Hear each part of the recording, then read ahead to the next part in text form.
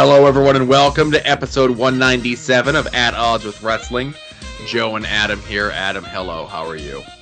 I'm doing good, Joe, and I can see now, kind of. Yeah. What happened? You decided to put an extra contact lens in your eye? You know what? That's what I thought. So, long story short, I wear contacts way too long. Like, if they're like 1 week contacts, I'll try to like squeeze them out to like 2-3 weeks. So every once in a while they'll get annoying, and I'll have, that's my signal that it's time to replace them. So and my vision was also kind of blurry. So I was like, all right, well, they're definitely need to be replaced. So I took one of them out, no problem. I went to take the other one out and I couldn't find it.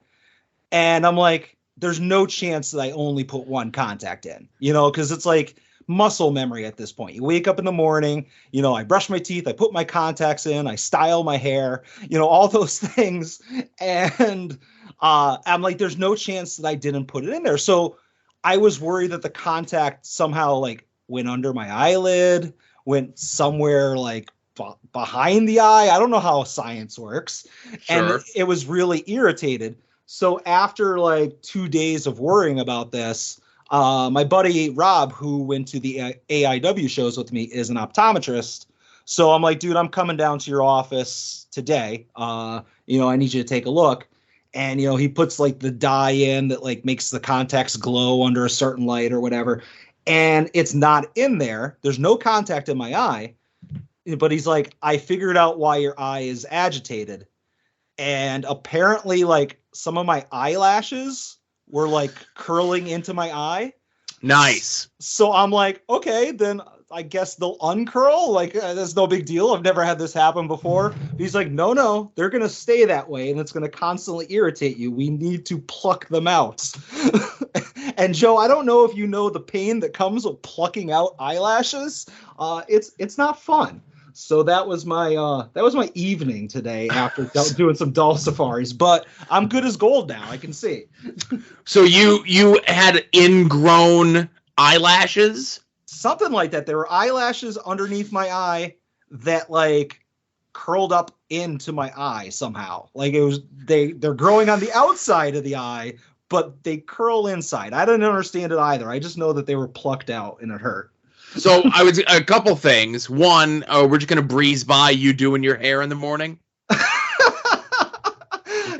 This doesn't come easy, Joe. I mean, I just don't wake up looking like this. Sure. Also, that kind of takes the cake of I trimmed up my beard over the weekend, and I noticed I had like one gray hair like growing out of the middle of my lip. Oh. But when I have like a big bushy beard, you can't see because it's just all part of everything, right? Yeah, it's just mixed in. Right, it's just mixed in. But this was just like, I'm like, oh my goodness, what is this? Because usually I have to give myself like 3 passes when I look at when I shave. I trim it up. I do like the one, kind of like the quick one, and then I get the parts that I miss. Then I have to get like the magnifying mirror and like really close up like all the errant moles and stuff that have been uncovered that have shit growing out of them, Yeah. Well, you know what? Despite all of this terrible hygiene news, I do have something cool that might pop you, Joe. Oh, okay. So I teased this a couple weeks ago that I had actually commissioned a new logo for the show. And I say commissioned because I wanted it to be done right, so I didn't want to half-ass it. So I reached out to our friend of the show, Derek, and I gave him basically what I wanted. And I said, hey, no timetable, just try to make this for us. And he came through, and I'm going to send this to you via text message. And I don't want you to tell people what it is, but I just want your reaction as far as whether or not you like it or not. So I just sent it to your phone, and hopefully it'll be there any second now. But let's get your reaction. All right. Oh, okay. I like that. Awesome. I stooged this off on a couple people who wanted a preview, and they all say that they want to see a T-shirt of this. So I don't know. We'll see. So we got time to have those ready to go for like a month from now, maybe like 3 weeks from now. Maybe I could start up a gimmick table. Yeah. So Thank you, Derek, for the great work. I'm sure he'll listen to this. And one of my favorite logos, if not my favorite logo of the show. I gotta send that to the house, you know? Yeah, absolutely. So, hey, while I'm doing that and playing with the bandwidth here, let's get into this. And now, At Odds with Wrestling presents This Day in Wrestling History.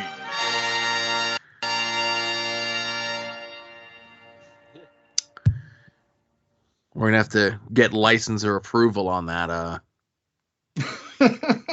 Anyway. So, hey, this day in wrestling history.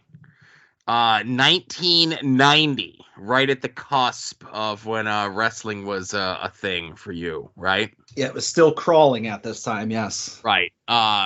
NWA, not yet World Championship Wrestling. We're literally 2 weeks away, give or take, like a day or two, from them making the official changeover from being NWA to World Championship Wrestling.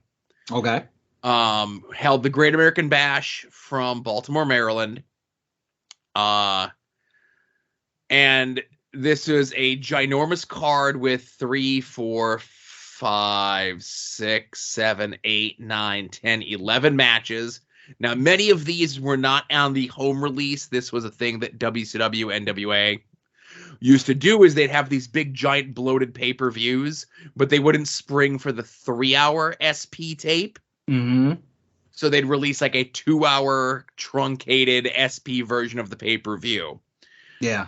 I'm almost certain that Doug Furness and Dutch Mantel taking on each other, as well as Mike Rotundo taking on the Iron Sheik, were not on the home release. Oh, what a tragic loss. Brian Pillman versus Buddy Landell, Doom versus the Rock and Roll Express. The original Dudes with Attitudes, Paul Orndorff, Junkyard Dog, and El Gigante, took on Sid, Arn Anderson, Barry Windham. Harley Race took on Tommy Rich, which is an interesting match because it was two guys that wrestled for the NWA title maybe 8 years prior to this. Mm-hmm. And this was probably one of Harley's last matches as an active competitor. He'd still do an occasional manager match after this, but he was still wearing his old King Harley Race gear, which was just blue tights with a giant crown on them, you know? Yeah. And JR was like, oh, Harley Race must be a fan of the Sacramento Kings with that gear, you know? JR showing he could be a little saucy even back then. Vader taking on Tom Zink. Steiners versus the Freebirds, Midnight Express versus the Southern Boys. But the two big main matches was Lex Luger taking on Mean Mark Callis in one of his last NWA matches before he would get a better offer somewhere else. Whatever happened to that guy? Yeah, I don't know. Yeah, I think he does cameo videos now. Yeah, All Elite Scooby-Doo. And the main event is Sting taking on Ric Flair and beating Ric Flair to win the NWA title. Okay.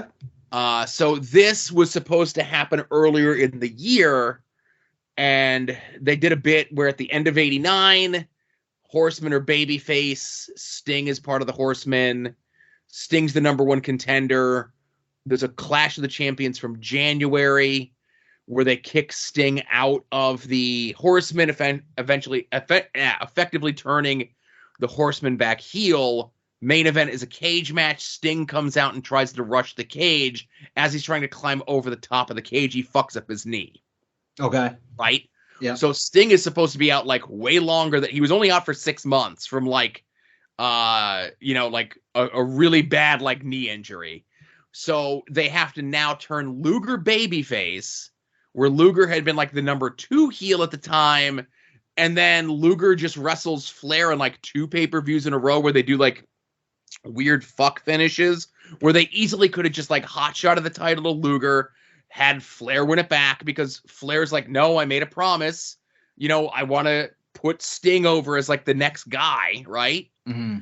But now that puts a 6-month delay on things, and then when Sting finally wins the belt, they don't have a heel person in Luger for him to go against because they've turned Luger face, And then this is what kicks off the Black Scorpion angle, which I know wrestling was just starting for you, but again, the Black Scorpion angle is pretty notoriously bad, you know? Yeah, no, I hear you.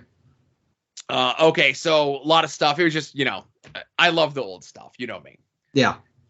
So also on this day, wrestling history in 1996, World Championship Wrestling held the Bash at the Beach pay-per-view. Again, kind of ho-hum pay-per-view, I guess, on paper. Rey Mysterio versus Psychosis. That's good, right? Mm-hmm. John Tenta versus Big Bubba in a Carson City silver dollar match. And what exactly is a Carson City silver dollar match? You know what, Adam, whether you asked or not, I was going to tell you what it was. Excellent. So there was a sock that was filled with silver dollars that was hanging from a pole. You had to climb the pole. And again, bear in mind, John Tenta and Big Bubba Rogers had to climb a pole. And if they got the sock filled with silver dollars, they could use it in the match. Jimmy Hart ends up climbing the pole to get the silver dollars to Big Bubba.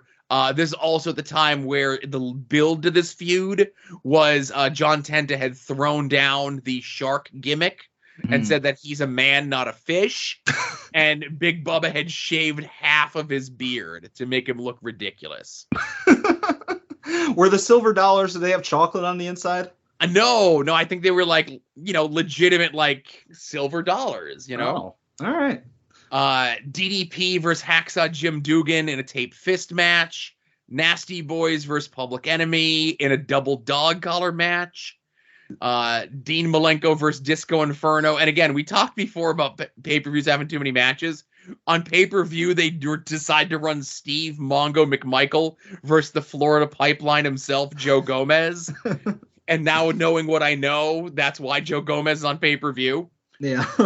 Ric Flair versus Conan, Giant and Kevin Sullivan versus Arn Anderson and Chris Benoit. Okay, we've sat through all of this. It's time for the main event, Adam. All right.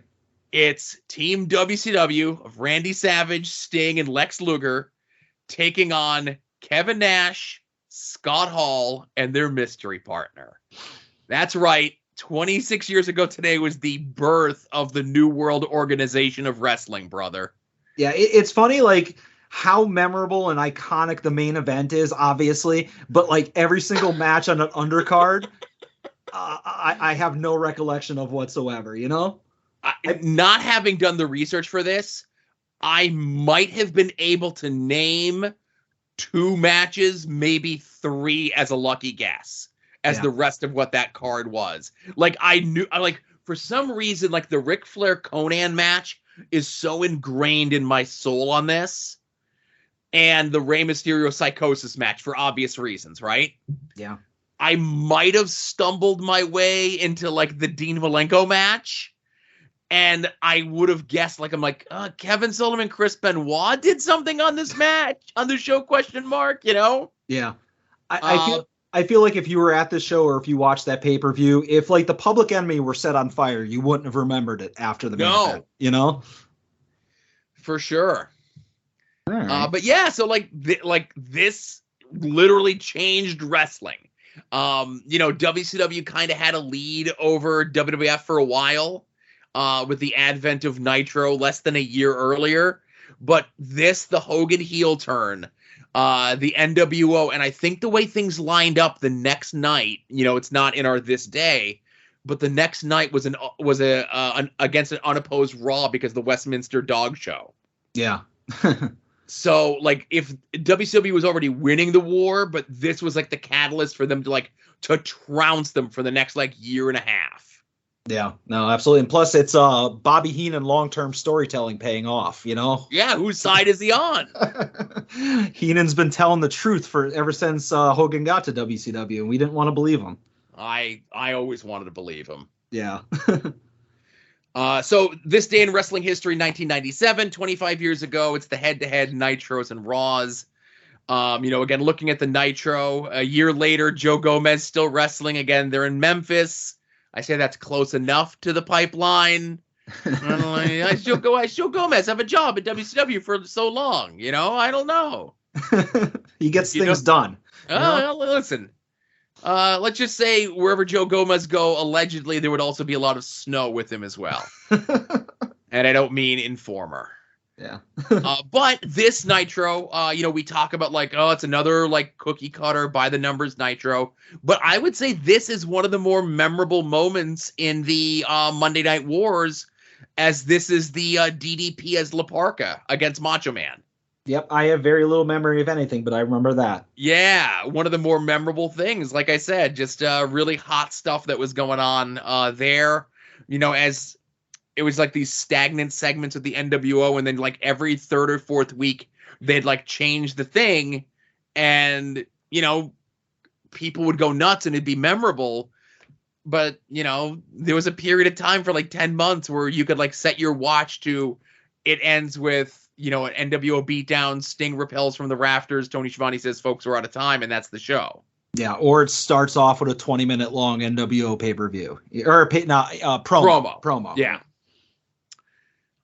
Over on the distinguished competition, over on Monday Night Raw, it's the night after Canadian Stampede, arguably one of the best pay-per-view main events in World Wrestling Entertainment history. The show opens, and I tweeted it out earlier today, with Brett coming out and cutting the promo in Edmonton, Alberta, Canada. And it hits so many of my favorite Bret Hart promo tropes from this area. He thanks the fans for letting him be their hero. He calls Stone Cold a jackal. He talks about how bad America is. And he says, in the SummerSlam 3 times in the course of the promo. It's fantastic. Yeah. But this is now beginning the build for SummerSlam, which is only 3 weeks away. And this is kind of leftover. We talked months ago that King of the Ring was supposed to be Brett versus Austin, with all the members of the Hart Foundation handcuffed at ringside. And if Brett lost, he could never wrestle in the United States again. Somebody really liked that stipulation, because here Brett sets up, he's wrestling Undertaker at SummerSlam, and if he doesn't walk out of SummerSlam as the champion, quote, I will never set foot on U.S. soil ever again. Okay. So through the rest of the night, they also are building up all the other Hart Foundation versus, the people from the 10-man whatever, right? We get Owen versus Austin for the Intercontinental title, where Austin says, if I can't beat you, Owen, in the middle of the ring, I'm going to kiss your ass. Not kick your ass, I'm going to kiss your ass. They set up Bulldog versus Shamrock, who at the time was like doing an undefeated streak, which I completely forgot about. Mm-hmm. And Bulldog says that if I don't beat you at SummerSlam, I'll eat a can of dog food. They set up, I forget who Neidhart is supposed to fight, but this one gets like they mention it here and then it never gets brought up again, that Neidhart says if he loses at SummerSlam, I think he was supposed to maybe fight Goldust or something, because Pillman fights Goldust. I forget who, it doesn't matter who Anvil fights because the match never happens. He says that he would shave off his goatee. Oh, what a hell of a stipulation. Right. And Pillman, that's the Pillman wears the dress thing with Goldust, right? Okay. But also on this episode of Monday Night Raw, we have the finals of the World Wrestling Entertainment Tag Team Title Tournament, as Owen and Davey defeat D'Lo Brown and Farouk to become the World Wrestling Entertainment Tag Team Champions. And because Austin was the last champion and his partner Shawn Michaels got hurt, next week on Raw, Austin gets a shot against Owen and the Bulldog with a partner of his choice. Okay. Unrelated, on next week's show, we're going to have a special guest on the show, and I'm not going to reveal who the special guest is. But if you know what happens on Raw next week, 25 years ago, you might have an idea of who our special guest is going to be. Oh, have mercy. All right. Beat me to it. All right, that's a tease and a half right there. It sure is. All right. So, hey, that's the history. Let's get into more recent stuff. Let's talk about wrestling in the last 7 days. All right. I'm going to start things off, Joe. Just I feel like this is a slam dunk because there was a big title change in the WWE women's division that everybody is talking about. And of course, I mean Cora Jade and her friend defeating Gigi Dolan and the other one for the NXT tag team titles. I made sure to check this out because obviously the Great American Bash was this week, and everybody knows that the NXT mini pay-per-views are just can't miss action. And I don't know what it was about this match, but my eyes were glued to the screen the entire time. And it's good to see Cora Jade and her friend get a title reign. And also, don't sleep on the opening vignette of the show because Quinn McKay was showcased very prominently in a great role. So I definitely recommend everybody go check that out. But congrats to Cora Jade and I guess Roxanne Perez. Did you watch the entire episode of the NXT? I watched the opening vignette. I watched a couple of the little promos here and there. I watched the tag title match, and then I checked to see who won, like, the titles, because, like, the world title was up and the tag titles. I just want to know who won, because I like to keep my finger on the pulse of NXT 2.0 Glow. Yeah. I haven't watched a full NXT, I think, since October. Yeah. And I follow it on, I follow it through GIFs and the WWE American Nation YouTube page. When the full segments go up, I look and I'm like, do I want to watch this? Do I want to watch this? And invariably, I don't. Understandable. I can't blame you there. I have skin in the game. I had to make sure that the people that I'm a big fan of, I wanted to make sure I supported them. I have noticed, though, they have been moving a lot more people from NXT UK, which apparently is a thing. I'll never know. Yeah. But they are moving a lot of people. Like, I think within the last month, they've moved 4 or 5 people from NXT UK to regular NXT with either vignettes, building them up, or debuting them within the last week or two. It is entirely possible because there's a lot of people who pop up that I don't recognize, which doesn't say much because, that's what pretty much half the brand is. But when you're fast forwarding through, I don't really get the backstory if these are debuting people or UK people. Yeah. But if they're UK people, man, they really missed out on the opportunity of just staying under the radar in the UK, Yeah, well, what that leads me to believe is because they have been sending more people over to NXT UK. I think Andre Chase and Chase University just went over this week. Okay. So I don't know if those are permanent moves or if those are just temporary moves, because I know Ivy Nile went over for a couple weeks and then she came back.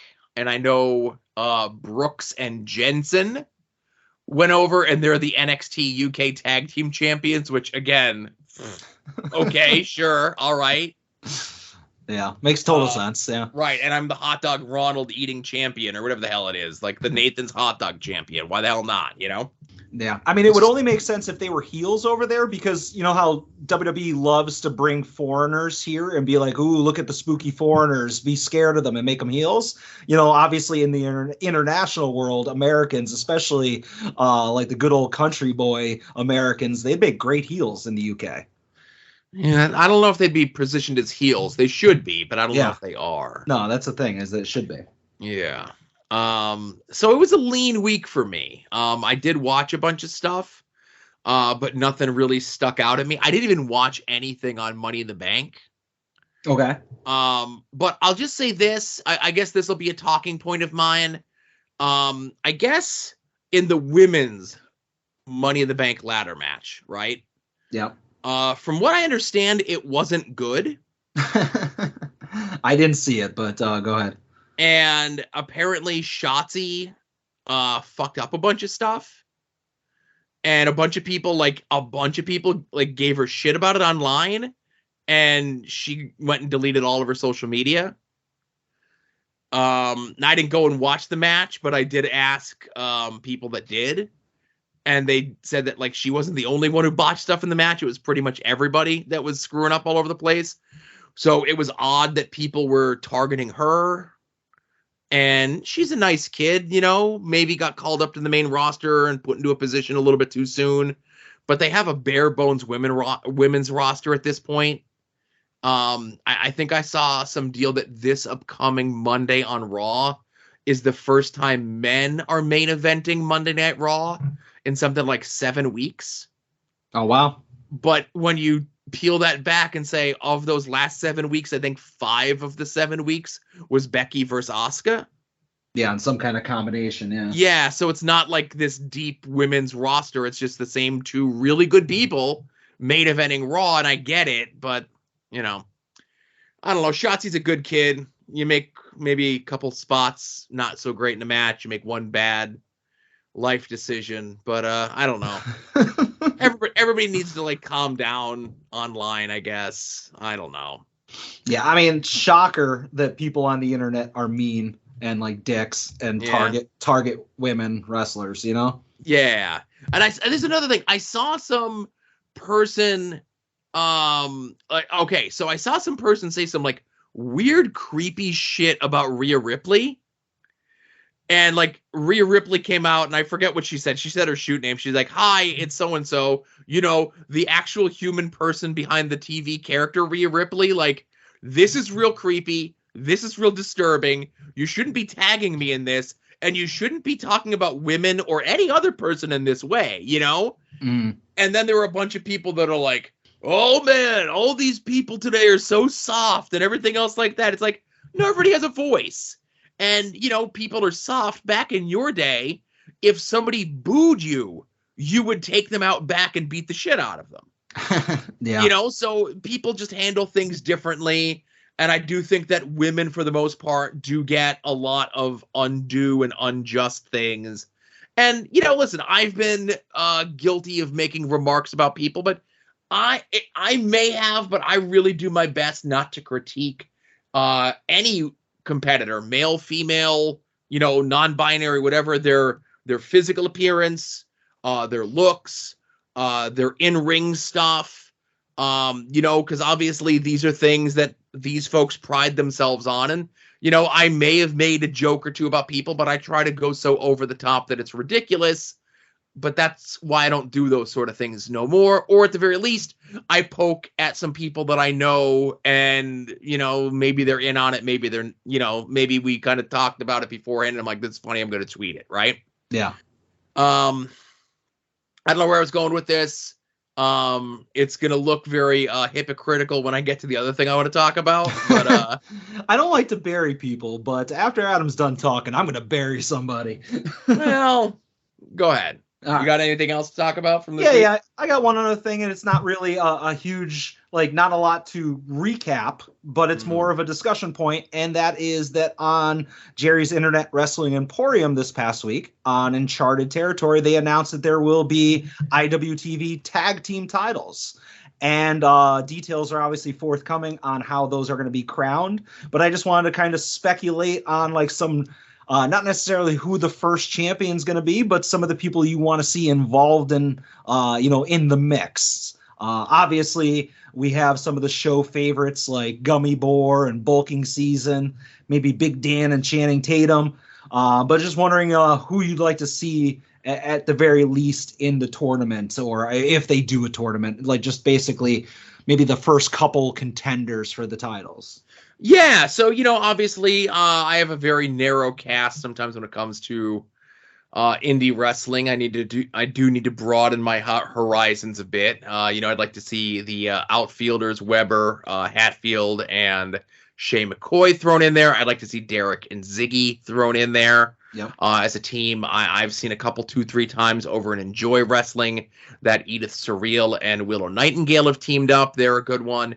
But I think the one that everyone pretty much has said almost unanimously is Violence is Forever, friend of the show, Dominic Guarini and Kevin Koo, which I think makes sense. You know, they're one of the more decorated tag teams on the indies these days. Yep. Other than the fact that I had pictures of the titles months ago, I got no speculation. I have no idea what Jerry's going to plan for this. Where it's going to happen, when it's going to happen. I know what I would do, but nobody's asking me. So yeah.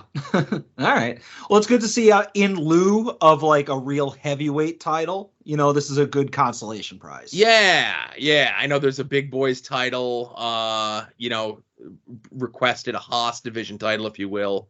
Yeah. The Duke has had that cornered over in AIW with the boots for many, many years. Yeah, maybe melt down that solid boot, and use that to forge a new belt. Yeah, sure. Melt down that solid boot. Yeah.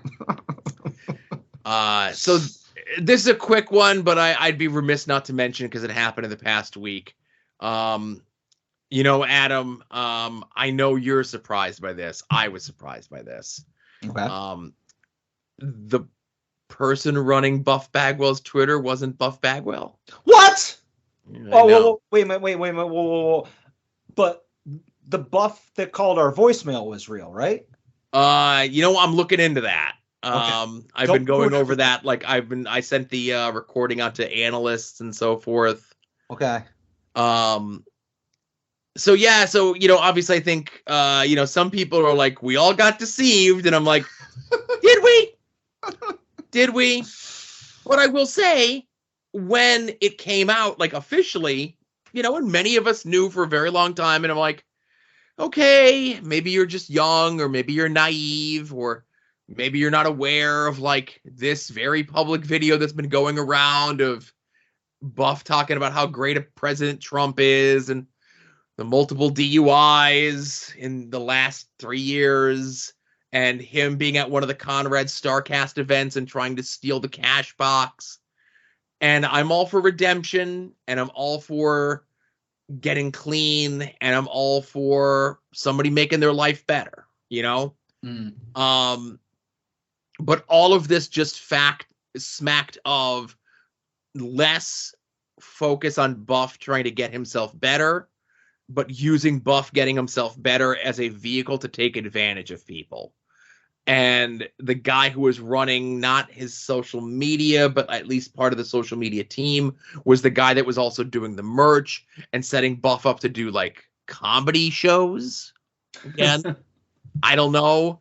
Was a guy who was a notoriously shady promoter in the Ohio area, who was also, like, a registered sex offender. Ugh. And, yeah, you know what I mean? It's just, like, thing upon thing upon thing. And then Buff puts out a video that's very sad, and I don't mean like, oh, pulled at my heartstrings. It was more or less like, this is a bummer. They burned it out too quickly. They could have just put out like 1 to 2 tweets a day, maybe interact with 1 or 2 people a day, kind of do a slow burn instead of doing like this whole big upheaval. But I guess signed top hats don't sell themselves. Mm-hmm. And the whole thing just reeked of like phoniness, and like what Buff had shown before with all the fake stuff that was going on. It didn't show that he had changed, even if he is in DDP's thing and he is supposed to be getting himself changed. And in the video, he's like, oh, I'm doing it. I don't know what the thing is that it's like with DDP, it's like get clean or die or some shit like that. Right. Okay. And they're also doing a documentary around this. And it kind of then makes me think of like, was this all cooked in the first place to have the real documentary have like this second act cliffhanger that like, oh, everyone found out that Buff, isn't who he says that he is. And now he has to kind of turn it around for the documentary. So the whole thing just felt shady from the beginning. And this will be the last time, unless like Buff does something like really egregious. Like, I'm done with the Buff stuff. Hopefully he gets clean and hopefully he gets better. But most importantly, like, stay off social media. Fix whatever problems you got things fucked up with in the first place. But stay off social media until you're clean. Until you're good. Until you're in a right headspace, in a right body space, whatever it is. Stay off social media. You don't need a team. You don't need to tweet. We don't need to know what 45-year-old me is up to. We certainly don't need to know what 52-year-old you is up to, right? Yeah. All right. Well, I just say that anybody who paid money for a signed Buff Bagwell top hat and got fleeced kind of deserves it. I guess. Yeah. All right. All right, Joe, is that it for your talking points? No. Oh, shit. You're going again. Go for it. I got 2 more, actually. What? This is a quick one. It was on the road to this week's episode of Dynamite YouTube show. That promo by Matt Menard. Mm-hmm. Unbelievable. And I know there was like one guy who was like, this promo stinks. Why does he do this? This is like a babyface promo, blah, blah, blah. And like he was immediately shouted down as a dope, just trying to be a contrarian, right? Mm-hmm. I've watched that promo like 10 times. As a father, I tear up every time that he talks about missing his kids' first steps. But he turns it around and like makes it that as he missed it, like it didn't matter because he's doing this because Jericho told him to, like kind of putting him right back into that crony dirtbag heel role. And I know he'll never listen to this, but I really want to see Matt Menard beat up Eddie. I watched that promo. I enjoyed that promo. I thought it was very good. Where you guys might lose me a little bit is, and not necessarily you, but like just a lot of the people giving it its flowers, is that I was seeing a lot of people say that this was like one of the top 3 greatest promos of all time or something like that. And I'm like, pump your brakes a little bit, but maybe some of the impact. What about that pilled up Shawn Michaels one? Well, I was about to just say maybe some of the impact is lost on me not being a father. Right. But I will say, like, I watched it and I was like, oh, holy shit, that was really good. Yeah. And for somebody who primarily is like a comedy guy, at least on the mic, it showed a lot of range and it was really good, but like where I kind of like rolled my eyes a little bit is where they were saying it was like one of the all-time greatest promos, maybe one of the best AEW promos, or definitely one of the best promos of the last couple years anywhere. But like, let's pump the brakes on putting it on Mount Rushmore, Yeah, and like, I'm kind of with you in regards to, I can't say it's one of the best promos of all time. It was just really, really goddamn good. You know Absolutely. what I mean? Absolutely. Are we going to sit here and rank best promos of all time? The people that are like, oh, the Dusty Rhodes Hard Times promo, like that's not even the best promo that Dusty cut that month in WCW, let alone like his entire career, Mm-hmm. And when I think about it, like a good chunk of the promos, if I was to pick them today, have like family elements, like father and son, mother and daughter, brothers stuff, that's the stuff that kind of hits me as an old man. Yeah, no, I understand. Yeah. All right. But yeah, it was definitely a really good promo. I mean, if you haven't seen it and you're listening to this, go check it out. I just wanted to be a contrarian just a little bit. Of course. Go ahead, tweet that out. See how that works for you, Adam. I think I was very clear in saying that I thought it was very good. I was just telling people to, like, maybe let's not go crazy here. Okay. If you tweet that, I'll make sure to signal boost it so everyone sees it. Signal boost this podcast, Joe, and then let them listen to it. I do. All right. I do. All right.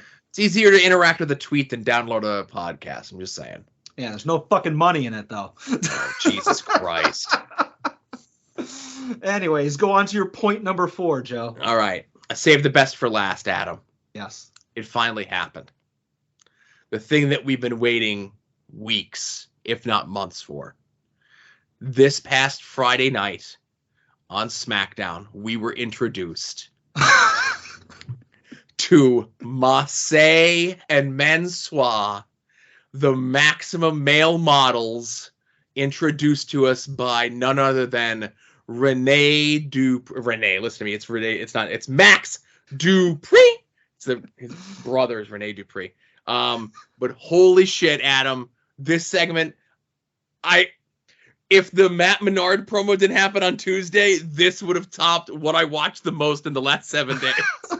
Now, Joe, I did not watch this segment. Let me send you the link. Was it a match or was it like an interview, a promo? No, so he does the thing backstage with Pierce where he does the close talker gimmick, right? Yeah.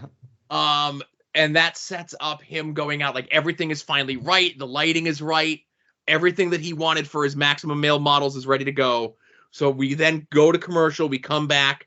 Max Dupree is in the ring with the light on him, and he introduces separately Massey and Mansoor, and they have like a runway set up that they come down through the entranceway.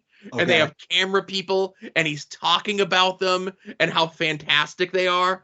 And they are here to, like, I forget the exact verbiage of it, but it's to, like, titillate and excite your every desire. All right, I'm sold. Send it to me. I'll check it out after the show. All right. But, Adam, you missed it this week on this past Friday's on this week's Friday Night SmackDown, they're debuting their line of tennis wear. So I'm just saying, must-see TV is back. SmackDown's the A show again. The Maxim male models are here. All right, you know what? I will watch this first one when you send it to me, and I'll be the judge of it. Maybe we'll talk about it next week. All right. Listen. As long as they do a Maximum Male Model skit on SmackDown, we're talking about it in whatever the weekly whatever is, right? Yeah. It's a given. Yeah, fair enough. All right, so now you're done, right? Now I'm done. All right, Joe, it's my turn to assign At Odds show homework, Joe. Oh, my goodness. Whatever could it be? Yep. I understand that this is going off script a little bit, but I feel like we need to return to our strength, and that is assigning AIW 3D, because, you know, at Odds, we review the shows, we preview the shows, but we're going to watch, and it is actually streaming right now live on Jerry's Internet Wrestling Emporium, but you and I and some other folks will have to catch it on a replay, and looking forward to an AEW show at the Winchester, a different environment. Hopefully somebody doesn't hit the wall, but and I'm also looking for my 3D glasses around the house somewhere, because otherwise my head will hurt from watching the show without the glasses. I'm worried about that. I still have my pair of 3D glasses when I went to go see Nightmare on Elm Street 6, Freddy's Dead in the theaters. Oh, okay. Well, you know what? You watch first, and then I'll come and borrow those from you. Okay. And I think I'm trying to think. There's a DVD movie. Like, I think I have one of the Friday the 13th on DVD, and that came with like, not the ones that have the things that go behind your ears, but you have to like it's just like the little frames of it. You know, you got to hold them up to your eyes. Okay. So you got the 3D gimmick. You know. Yeah, I wonder if the old Valiant Vision glasses that came with like Solar will work. Oh, I'm sure they would. Yeah. Right. I might have some of those somewhere. All right. Perfect. We're set. So yeah, I'm looking forward to it. The Winchester shows are always fun. I forget who said, but they're almost like ECW Jim Thorpe shows. Mm-hmm. Where, like, is there storyline progression? Yes. Are there good matches on those shows? Yes. But you're also going to see, like, weird talent mix-up matches that you're not going to see on, like, the quote-unquote A shows, if you will. Like, on those Flagstaff shows, like, only there would you see a 12-minute competitive match of Too Cold Scorpio versus Hack Myers, you know? Yeah, absolutely. All right, but yeah, I have nothing to do. I'll watch that tomorrow before I go to the Comic-Con with Joe, or with Todd. Yeah, and you're going to see Thor. You got a busy week this week. I do. There's going to be a really banging episode of Porch Talk this week when Todd and I recap our con adventures. Is that going to come out before or after the health insurance episode? We're going to drop them both on the same day. Oh, okay. Yeah. All right, so it's voicemail time. All right. Our first call is from co-host of the A Show, Matt Derlane. Nope.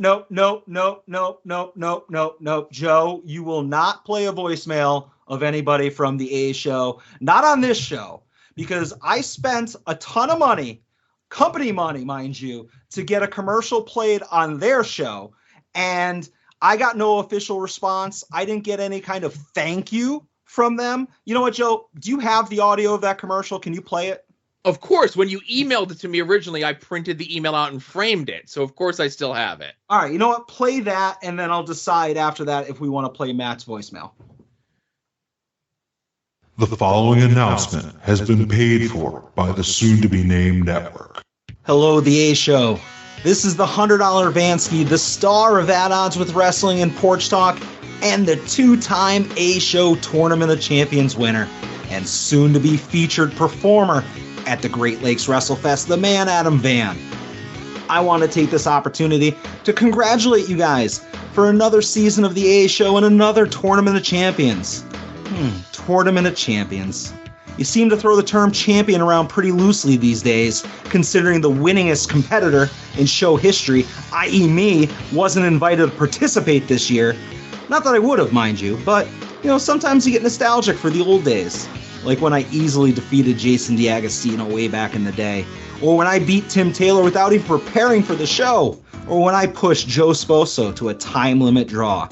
And who can forget when I smashed and stacked both Tim Taylor and Brett Miles at the same time while simultaneously revolutionizing the way the game is played by drafting myself. When I look back at all my accomplishments, I mean, honestly, I weep, for there are no more drafts left to conquer.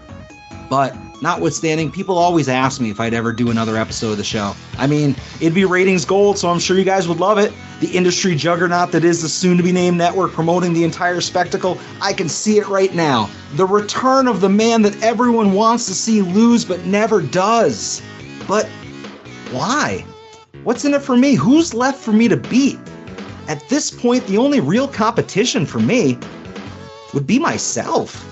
But even I'm not egotistical enough to suggest that I face myself on an episode of the A Show, am I? The level of mental toughness required to pull that off, I'd have to be the strongest man in all the land. Huh. Anyways, good luck with the finals.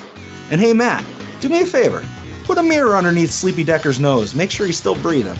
The preceding announcement had been paid for by the soon-to-be-named network. Well, you know what? I just want to say, Matt, Sleepy Decker, that thing that you just heard and that you heard on your last episode of your Tournament of Champions, if you want to call it that, that's what we call production value. You should look into that. But I don't know, Joe. I guess you can play his voicemail if you want to. I'm going to disconnect my headphones that I don't even wear, but you can go ahead and play it.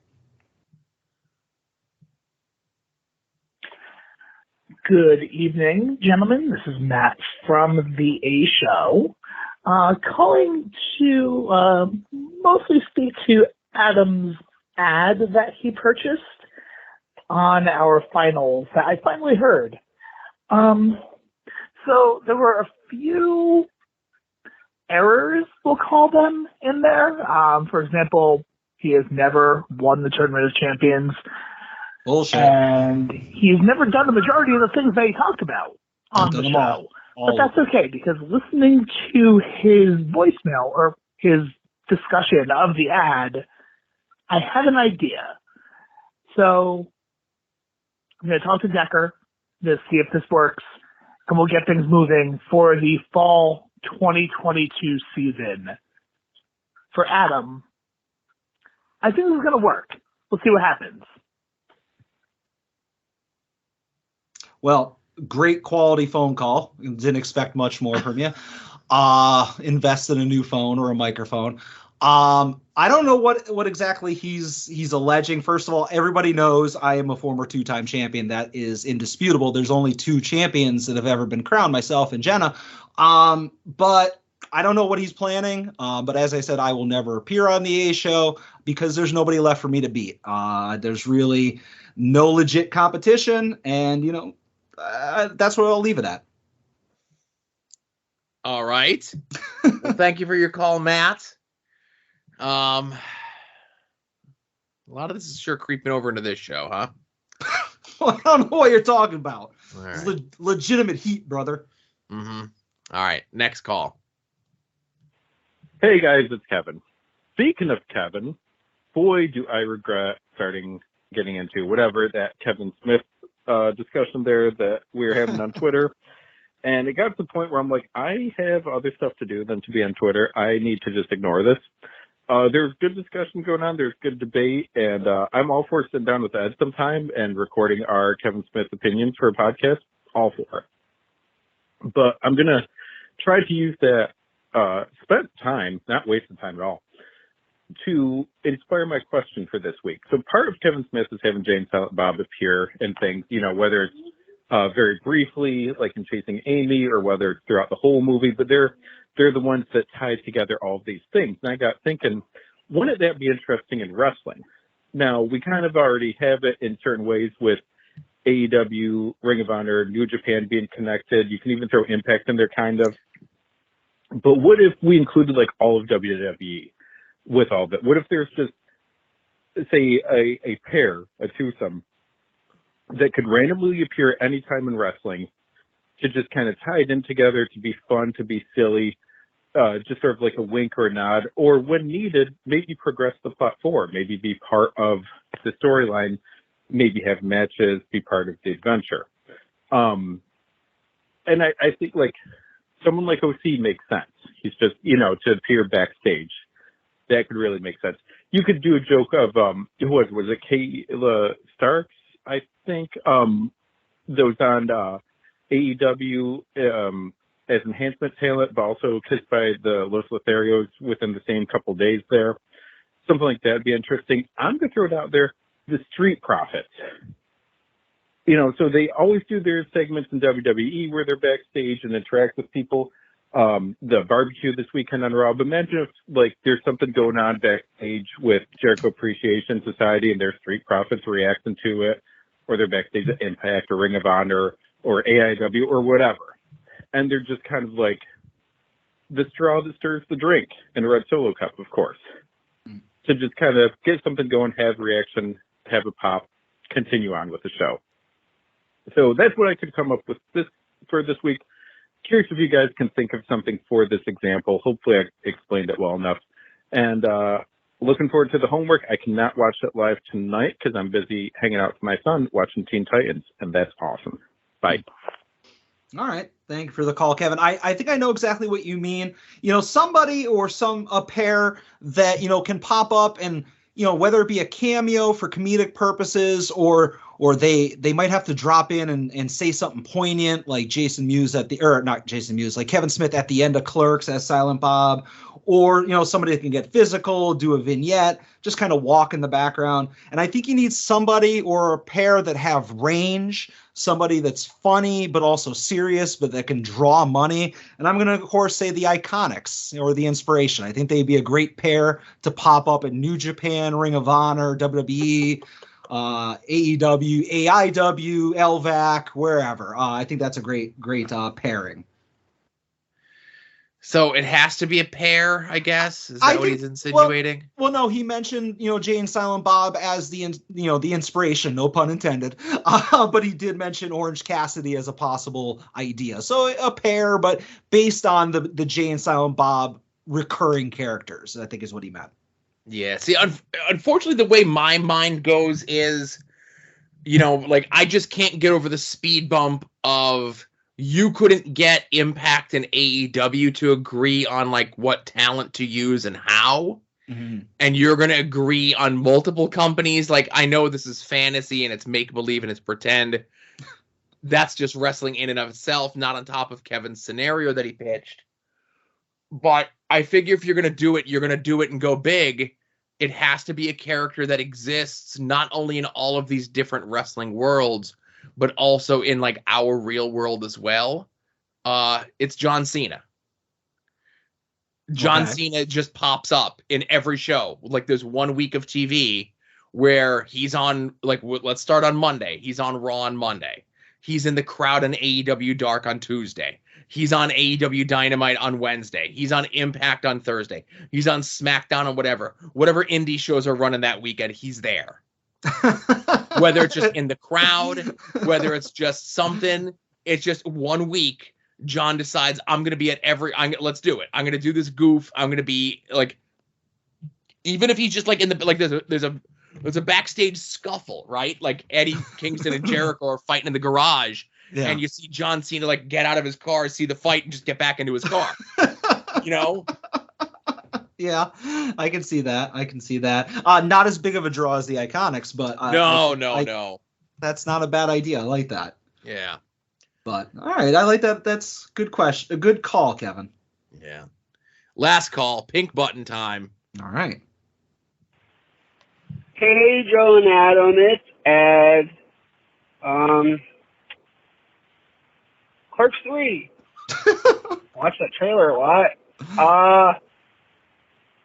And Goth Elias, like I said, really terrible. I hate it. I just fucking hate it so much. It's just my least favorite trope is this person's the total opposite now. That's why I can't watch Arrested Development Season 4. I think it's fucking lazy. I think it's fucking dumb. I hate it. My favorite character in cinema history is now ruined. It is a 30-year-old goth. It's fucking awful.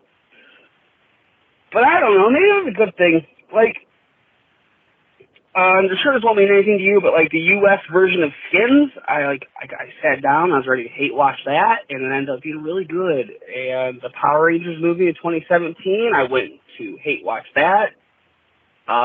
And the fact that it was okay and watchable made it seem like pretty fucking good. So I think that might be the move for Clerks 3. I'm definitely still going to see it. But I have no expectations anymore. I expect it to be bad. So if it's even watchable, I think that's a win at this point. I don't know, man. Randall makes Clerks? I don't fucking... This is... lazy. It's just lazy. It's all really lazy. Hey, I watched Uncharted Territory this week, and that Cruel guy is fucking dope. He's just a big monster man, like 1997 Kane.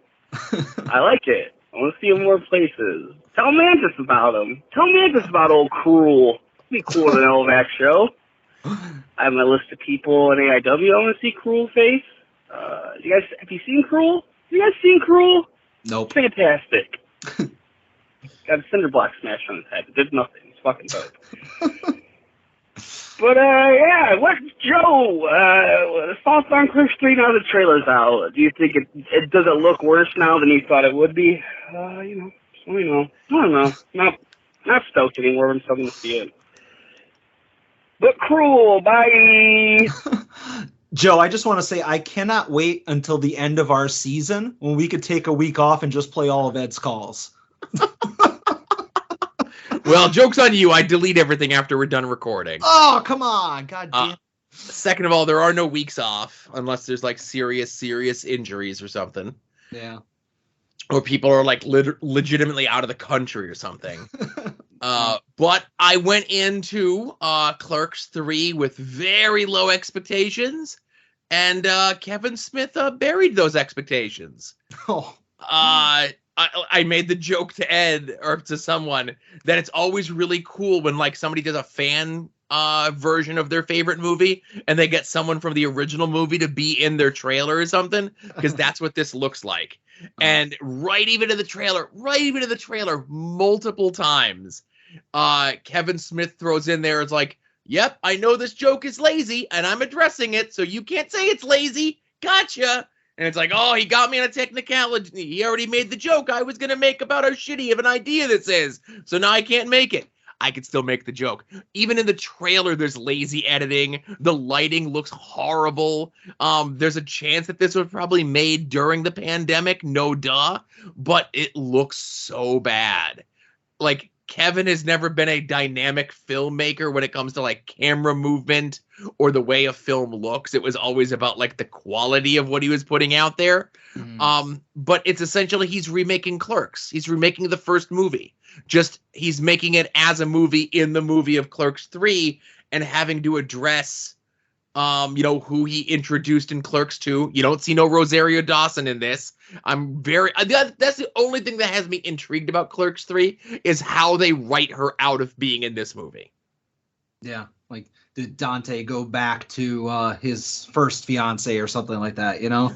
I'm sure it'll be something really lame, like I smoked too much weed or something, like whatever. Yeah. I actually didn't see this trailer. Just because I forgot. I saw like in my Twitter feed and I just didn't click play on it. But I usually avoid trailers, but I will check this out so that I can kind of see what I'm getting into. But going back to the discussion that like Kevin was saying, from like the Twitter heat that like everybody had over Clerks 2, I kind of want to go and rewatch Clerks 2 just because I've seen it maybe twice, and I don't have a ton of memory of it. It's not like the rest of the Kevin Smith movies that are just burned into my brain, or at least the earlier ones, the first 4 or 5. But I don't know. I am personally just sad. I am sad for Ed that Elias is ruined because I know how big of a fan he was. Yeah, so I'm kind of torn on what they're going to do with Elias now, if they're going to just have him be like a throwaway gag of like, I was a religious boy and now I'm a goth boy. And that's his story progression for the movie. Or if they do something where like he goes back to his Jesus loving ways and throws down his gothness. Yeah. just to give him something to do. Or maybe Elias will actually, it's not Elias, it's his brother Ezekiel. Oh, yeah. And what's the third brother that they mentioned that we haven't seen yet? That would rely on me watching the product. I learned things from Twitter, Joe. Okay, there's a third Elias brother that also has an E name. Ed. Yeah, it should be Ed. All right. Thanks for the call, Ed. And I am contacting Mantis about Cruel. All right. I wonder, since Ed is such a huge fan of 1997 Kane, I wonder if he's met the new Luchasaurus yet. I don't know if Ed watches AEW, so I'm not really sure about that. All right. Somebody in his circle clue him in on it. He might like that. But hey, Ed mentioned it, and I mentioned it. We got the official announcement, and I guess show name for the August 27th LVAC show, right? Okay. Yeah. The Steel Stack Smackdown is what they said. Rolls right off the tongue. Yep. And it said the negotiations have concluded and the contracts have been signed. The biggest event in LVAC history. Contracts. Negotiations. Remember a couple weeks ago I said if you like who I like, you like who's going to be on this show? I do remember that. Yeah, that's all. Huh. Interesting. I know that Big Dan already claimed dibs on being able to take a dive off the top of one of the steel stacks. Good luck to Big Dan on that one. I'm gonna give him the Xavier Ring of Honor catch where it's like, oh, you're diving at me. I'm gonna take a step to the right and just put my hand out, and that's what you're gonna hit before you hit the ground. Well, if enough people stick their hands out, maybe it'll slow them down. Maybe. Dan's a big boy, and velocity times ratio. I'm not a math wizard. I don't like the prospects of any of that. All right, but yeah, looking forward to it. I believe tickets go on sale shortly. Nothing official. I don't know how the seating is gonna be set up. I guess there's a balcony there too. I guess this place holds like a lot of people. Oh shit. Yeah, so it's gonna be a big deal, and big names announced coming for this. Right. So hey, you could that's it. Thanks for everyone who called. Thank you very much, Adam. Good luck with figuring out what you're gonna do with the A show. Again, what I'm gonna do is avoid them, but go on. There you go. I changed the code to the back of the corporate card, so it's gonna be a little bit tougher for you to use that. I had a new card reissued in the last couple of weeks. Oh, son of a bitch! Where do you keep it by any chance? Yeah, you don't mind me asking. I keep it down there. Oh, down where? Oh, anyway. Hey, you can help us out. Sign up for Jerry's Internet Wrestling Emporium, aka independentwrestling.tv. Use the promo code @odds if you're a new subscriber. It is going to give Jerry a notification that we sent you to him. And if you keep your subscription, which you absolutely should and would, there's tons of independent wrestling there all the time. I think there's minimally like 2 to 3 live shows running every single day during the summer. So there's tons of stuff for you to watch currently. There's tons of archival footage. So like I said, definitely check out independentwrestling.tv. Head over to our TeePublic store through the mothership, tinyurl.com/longboxheroes. The sale is at the end of the month, 27th to whatever. So definitely check out the sale then and get like add-ons inspired merch and shirts and all sorts of jazz like that. You can also help us out by making any and all of your purchases through our Amazon click-through. It's included in the show notes to every single one of these episodes. Amazon call it an advertising fee. I call it the thing that makes Adam happy at the end of the month when he gets his cut of the fucking money. Yeah. Some of the notable purchases through the Amazon click-through this past week include a G.I. Joe Classified Series Alley Viper. Okay, I'm familiar. I was always a fan of like when they introduced the Viper into the toy line, and then they did like all the different types of Vipers as like essentially like the cannon fodder for the Cobras. Yeah, I'm pretty sure that's like a hard to find figure because like people who do army building always want all the Vipers, you know, so like a store will put like 5 of them on the shelf and somebody will buy all 5 to open all 5, you know. Right. And I saw you know, that Pre-Eternia social media account, Hasbro, whoever does the Marvel figures, just released like a box set of like 9 hand ninjas, you know. Yeah, and I've seen that with like AIM soldiers and stuff. Yeah, like that, where like you sell the jobbers in bulk, you know, like people are gonna buy them, you know, like I want tons of them for whatever I do, you know. Don't do them at the same production level as you do the single carded figures. Yeah, but like, you know, have them just like, I'm gonna open them up, I'm gonna have them be in my displays. They don't need fancy packaging. Like, sell them on your website loose. Yeah, you know? or just plain brown boxes or something like that. You need somebody to bump and feed to Snake Eyes, you know? Exactly. All right.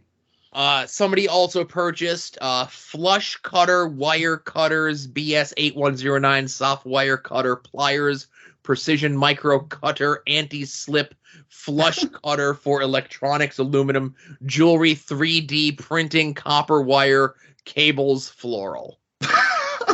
I was with you until the floral at the end. That makes no sense. Well, you know how they'll do like an arranged set of like bouquet of flowers and stuff, and they'll put like the wires and stuff in there to get the flowers to, yeah.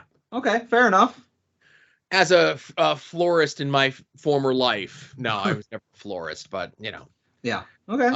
Somebody also purchased a craft shoe 2-piece rubber tip tweezers, PVC silicone flat and bent tip tweezers for lab industrial jewelry hobby craft tweezer tools. You know what, Joe? It sounds those last 2 purchases sound like they were made by somebody who's like wildly over their head with a project that they recently took on. I was going to say with the jewelry line in there, that it was maybe somebody in the Diamond District who purchased them. You know? That makes more sense. That's right. That's what I was thinking. But anyway, thank you to anyone and everyone for any and all of your purchases. We're about a week and change away from Prime Day on Amazon, which is actually like 2 days, where there's all sorts of like crazy deals and so forth. And then on the flip side, they increase what we get on the affiliate link. So if you're going to take part of anything from Prime Day, come to our link, find it, help us out, give us a little bit of a kickback, you know? Yeah, absolutely. I appreciate it. And that damn Prime Day jingle with like what John Baptiste is stuck in my head. I see it every 2 seconds on TV. I don't know who John. I don't watch TV. I don't watch ads. All right. Well, I'm old school like that. Some other things that are old school like that are these podcasts you should listen to, Joe. And those podcasts are Longbox Heroes, Longbox Heroes After Dark, Final Wrestling Place, We Need Music, Hit My Music, Porch Talk, Viewer's Choice, WWE War, Wrestling Cheers, IWTV Guide, Pod Van Dam, Wings on Wings, and Between the Sheets. And I'm not even doing the bit. I'm not even mentioning this other show that will never get mentioned because they've gotten too much play in the show already. So that's all my plugs. All right. So do you want to do weekly purchases first? I think we should go into weekly purchases. And, you know, if we get fired up over something, you know, maybe we'll save that to the end. All right.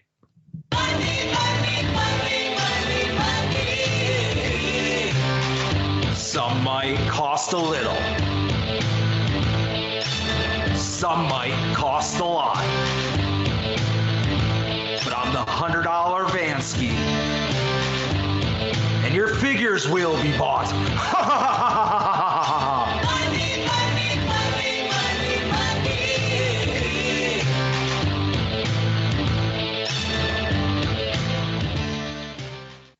All right, Joe, I normally start this off by saying that you might be surprised, but I have a lot of purchases. But this week was kind of a mid week for me. It wasn't a lot, wasn't a little. I'd say this is a healthy amount of purchases for me. I got one. Oh, well, you know what? Let me do 1 or 2, and then I'll let you do yours, if that makes sense. Absolutely, go for it. All right, so just real quick, I was out on Doll Safari today, just making my rounds, doing the jeweler's loop of Doll Safaris. And at our local, and by our, I mean my local Walmart, not only did I see a ton of Brody Lees and Anna Jays again, which they're starting to become peg warmers, which, good. I'm glad that there's a bunch of them out there. It's a good thing to see. But one other thing I saw was a bunch of DC Multiverse McFarlane figures that were the gold labels, which are the ones that are exclusive to Walmart or Target. And there was an Azrael figure that I already owned, but I bought a second one, Joe, and I'll tell you why. Because one to shit on and the other one to smash down the shit on? No. No. Because this one, for whatever reason, when it came out like a year and a half ago, it was impossible to find. And it was the first McFarlane Azrael figure that I had to go and pay the sucker's premium on and buy online on like eBay. So it was good to get one at retail, because I kind of buy two of all of these McFarlane Azrael figures. I keep one in the Detolfs and one just someplace safe in case something happens to the Detolfs. So I bought a second Azrael figure.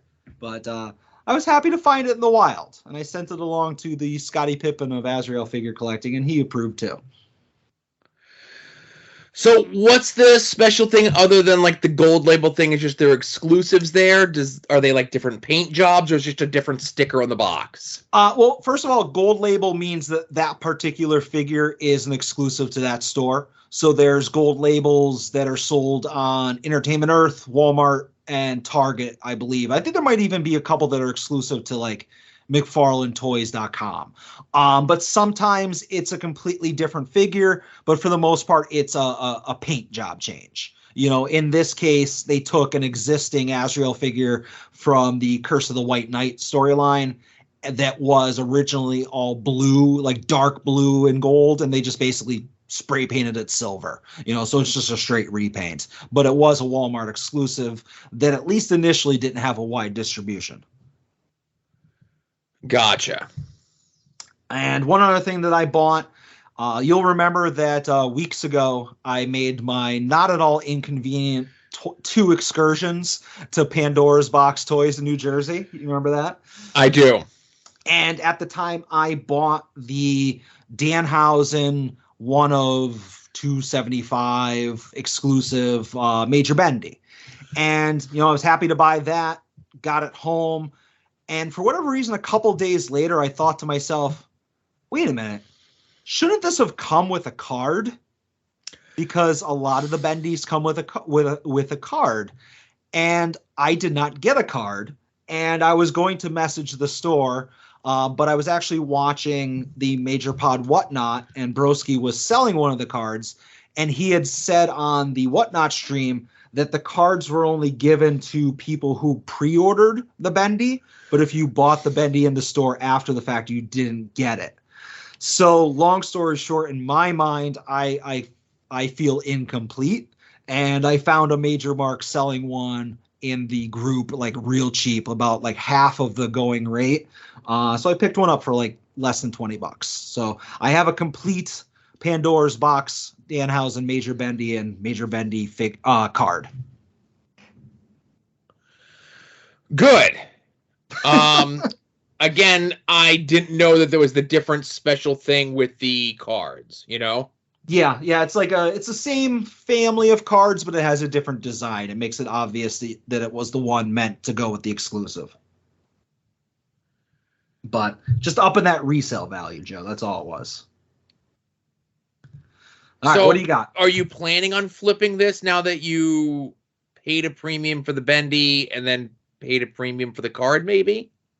I mean, eventually, like I still, just based on sales that I've been seeing, all things being considered, like my cost of gas might cut into my bottom line. But, for what I paid for the Bendy and what I paid for the card, if I sold it, I could still make a healthy couple bucks right now. But I like the figure. I'm going to hold on to it for a little bit. I don't know. We'll see. Maybe the day will come where I'll need the money and I'll have to sell it. But as of right now, I'm being funded exclusively through the Funko Purge.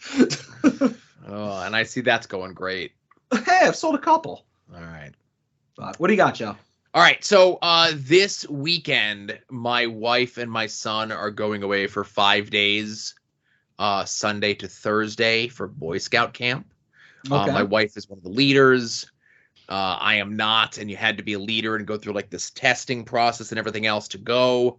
And I think it's probably like my kids last year at camp, maybe. I don't know. Every time the subject comes up, I'm told we can't talk about it right now.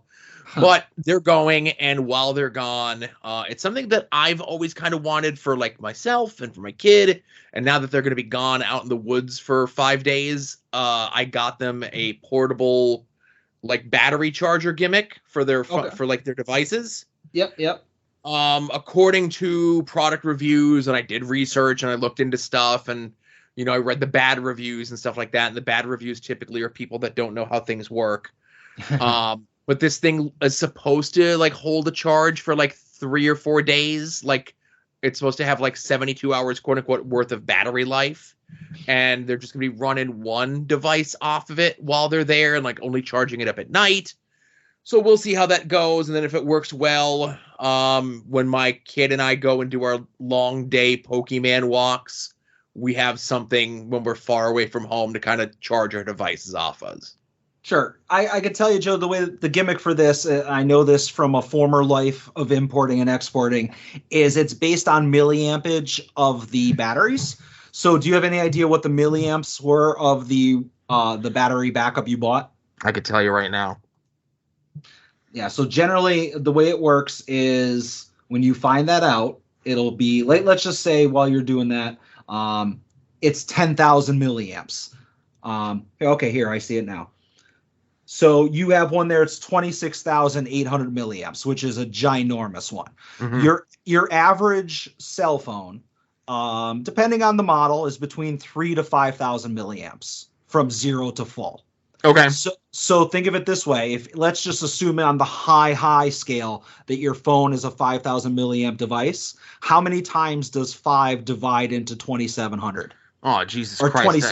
27,000, Doing my gazintas, I was like 5 and change. So what that basically means is that you'll have 5 and change full charges from 0 to 100 of your cell phone. Yeah. So, and again, that's the thing. They advertise it saying it's 5 days.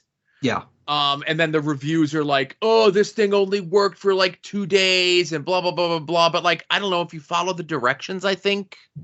Yeah, it's all based on how, like, if your cell phone, if you're using your cell phone with videos and recording and playing audio, and if you only get 8 hours out of your cell phone battery, then that, is going to cut into the length of that extended battery because you're draining from that battery much more frequently, Mm-hmm. Anyways, but I think that's a ginormous one. You did good there. I see a lot of those that are like good enough for one charge. I'm like, what are you supposed to do? Fucking use it and then throw it out? Like, it's just and like it's only, like I said, it was on sale. It was only like $26 or whatever it was.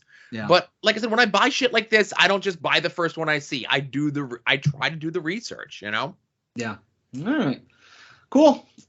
All right, Joe. A couple more things for me. Like I said, it's a light week. It is. I have 2 more purchases. I have a total of 4 purchases, which anybody who listens to this segment knows that that's a light friggin' week. One other thing that I purchased in the major group, and I'm going to shoot it over to you in text message right now. This is something that I had been keeping an eye on, not necessarily these, but things of this ilk on eBay for a while, and they don't pop up that often. But I've said before that I want to collect early Brian Myers and Matt Cardona stuff. And what I purchased were poker chips. A pair of Topps poker chips of Brett and Brian Major from, I believe, 2006 or something like that. I could be off. But some of the oldest WWE merch of the Major Boys.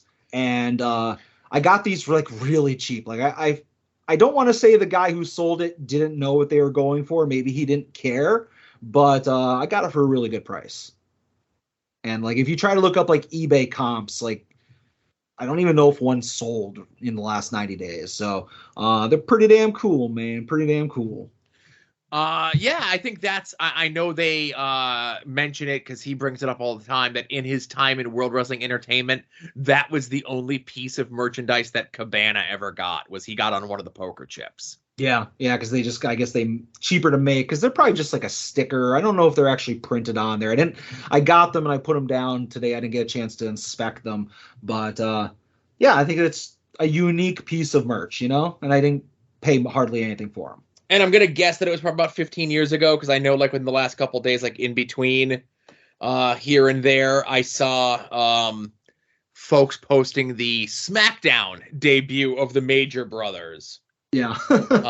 In World Wrestling Entertainment after they had like a match or two in ECW, Yeah. But yeah, so yeah, like I said, like 2006, 2007, somewhere around there. One last purchase. And if you remember last week, I went on a doll safari, and I believe that's when I was tweeting out that I found a bunch of Brodies then. And you said, oh, it's good that they're finally popping up in our area. And I said, well, I'm not exactly in our area. Do you remember that conversation? I do. So I had actually taken a drive up to Binghamton, Vestal, like just north of us, right? And, I went to the Walmart. I went to Target. I drove by the empty husk that was the toy store that I put a curse on that closed. So I was happy to see that they were gone. And I thought to myself, all right, I found a ton of AEW figures, but nothing that I need. I went into the Google Maps and I wondered, is there a GameStop around here that I just don't know about? Like I know there's one in the Vestal Mall, but it's terrible. I was like, maybe there's another one. So I look and lo and behold, there's actually one on the main strip there that I just never noticed. I go to it. And Joe, this is the biggest goddamn GameStop I've ever been inside of. Oh, really? This thing, I hope I'm not exaggerating. It's probably 3 times the size of an average GameStop. So big that it had like 2 entrances, like one on one side of the building, one on the other. And okay. Let me just kind of paint a picture for you. When it comes to like Funko Pops, I know you don't care about Funkos, but it's easy to describe this. Funko Pops, there are GameStop exclusives, obviously. So there was not only every GameStop exclusive that has been released in the last like 6 months or so on the shelves, but there's like GameStop exclusive Funkos from like a year ago, a year and a half ago, 2 years ago. And I'm like, holy shit, like there's stuff here that I have not seen in stores in forever. So I was blown away by that. So I decided, let me go look for the wrestling figures. And if anybody who goes to a GameStop knows, the wrestling figure section at a GameStop usually consists of like 2 Bianca Belair figures and maybe like a John Silver figure or maybe a random Santana figure. Like there's never much, at least in like this neck of the woods. Joe, I have never, and this counts when I went to like Wrestling Universe, I have never seen this many AEW figures in one place. I snapped a picture, but like I didn't kind of capture what was there because I found one section that had like 30 AEW figures, but then I walked to a different section and there was like 10 more. And I walked to a different section and there was 10 more. Now, granted, there were no chases, but there was like figures going back to Series 2. Like there was MJF's rookie figure still on shelves. And there was like Tay Conti figures and Brody Lee and Anna Jay and like everything in between. There was, Wardlow's, like pretty much anything you could think of other than chases were out on the pegs and on shelves and just seemingly overflowing. So I was like, this is ridiculous. So the point of my story and what I actually purchased is I had seen they do these novelty helmets and they have like Snake Eyes and Cobra Commander and Optimus Prime and Megatron. There was a Soundwave GameStop exclusive light up helmet that I snapped a picture of. And I was like, holy shit. I remember this being offered for pre-order like 2+ years ago. And I didn't buy it or didn't want it because it was like too expensive or whatever. I just wasn't, all in on Soundwave at the time. I looked at the price of it, Joe. Do you want to take a guess of what this helmet retailed? Let's say $90. $120. Okay. So I looked at the sticker. I said, nah, this is the year of financial responsibility. I'm not going to buy this helmet. So I left and I drove home. I drove an hour home, Joe, because it's an hour away, And then I don't know why I said, you know what? Let's just go on GameStop's website and see if I can order one in case I get FOMO. Joe, they're not available to pre-order or to order anymore. There's not even a landing page for them anymore. So I go on eBay, and you know what these things are briskly selling for on a routine basis, Joe? Let me guess 200. About 280 to 350. Oh. So, Go ahead. Yeah, I was gonna say, so you do your gas math. Gas math. Yeah, I do my gas math. And I said, I'm not going to go and blow another 2 hours of a round trip to go and get this Soundwave helmet, am I? And I said, yeah, I'm going to blow another 2-hour round trip. So the next morning I drove back up to Vestal. It was still there. And I figured, hell, it's been there for 2+ years at this rate. So what are the chances that somebody would have bought it in that night? And I picked it up and I went home. And I'm happy with my purchase. It will stay mint in box because in my research, I found that the Soundwave was kind of like short packed versus the Optimus and the Megatron. Okay. So like that's why you can go and you could still buy the Optimus on GameStop's website, but I guess it was a very limited run from what my research yielded. You know, I said this to somebody when I was telling them about it. They're like, okay, so you're going to go and sell it and triple your money now? And I'm like, no, but then I won't have the helmet, you know, but yeah, I was like, I got to add this to the collection. It's a total Vansky move to basically do 4 hours of travel when all said and done just to get it. But I'm happy I have it. So I have so many questions, Adam. All right, go ahead.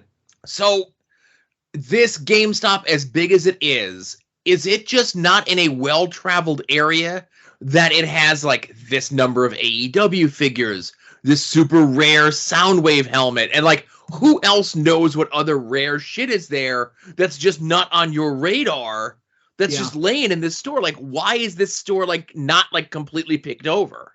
I that's a very good question. My guess, and I don't know, I'm not from there before, you know, not from that area. I have not searched for GameStops in that area before. So maybe it's a new store and it grand opened and like they're like, here, we're just going to stock you full of of stuff, you know, from all these other stores and these warehouses just so that you look really good for your initial opening. Like the retail mind inside my head kicked in and I thought that maybe that's it. It is on a main drag, you know, it's on like the expressway, but it's one of those gimmicks where you have to be on the proper side of the highway to get to it. You can't make like the turn from the other side. And it's like isolated. It's not part of like a strip mall where there's like other foot traffic. That was like, been my next question. Yeah. Yeah. You have to be like, all right, I want to get to this GameStop. I need to be on the proper side of the highway. Otherwise I need to go down a half mile and like turn around and do that gimmick.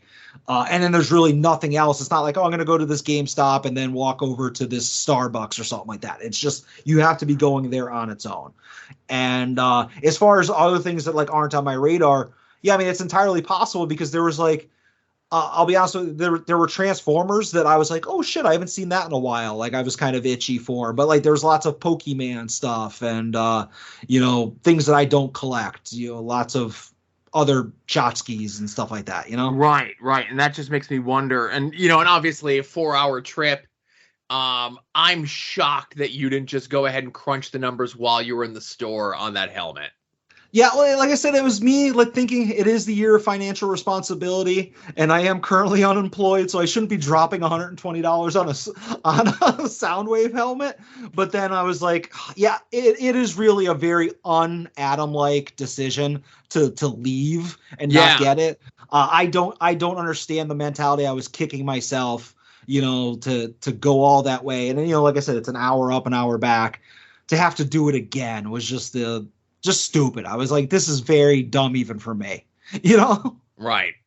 But I think it was one of those things where if it was $120 and they were selling on eBay for $130, $140, I probably wouldn't have bought it if it was readily available. But like the fact that I didn't learn that this was a rare item, I was like, man, I should have done that research when I was there. You know, you're right. I just didn't, it didn't occur to me. You've done more research for less. Absolutely. At like other low end toy stores, like the one where you got yelled at for having your phone out that one time. Yeah. You know, like who's gonna yell at you at a GameStop unless you try to like pepper spray an employee or something, you know? Yeah, no, I understand. Yeah, it's just a complete lapse of judgment. I don't know what was going through. I don't know if I was, reacting to something on Twitter or just something, somebody texted me and just something distracted me from what I normally do. And, I paid for it in the gas tank. Could it be the eyelashes that are growing into your eyeball that are affecting your judgment? No, I was fine. This eyelash problem didn't start until yesterday morning. So this was from many days ago. At least that you're aware of. It is possible. That might be the first step, is that your ability to buy and sell, your ability to import and export is affected before the actual blindness kicks in. That is true. You never know. But I have it. I shot it over to you if you're curious of what the box looks like. It's pretty cool. Yeah, it's a nice looking piece. Obviously it's not coming out of that box, but nope, never. But yeah, I just got to add it to the collection. But that's all I got for purchases, Joe. All right, well, it's time. All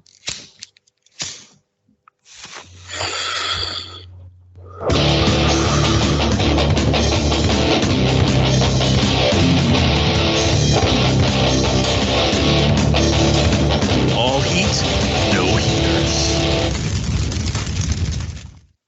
Joe, I don't have anything that I want to rant about. So what are we doing this segment for? Zombie Sailor Toys Heels and Faces Line 1 or Series 1 or whatever the fuck it's called, right?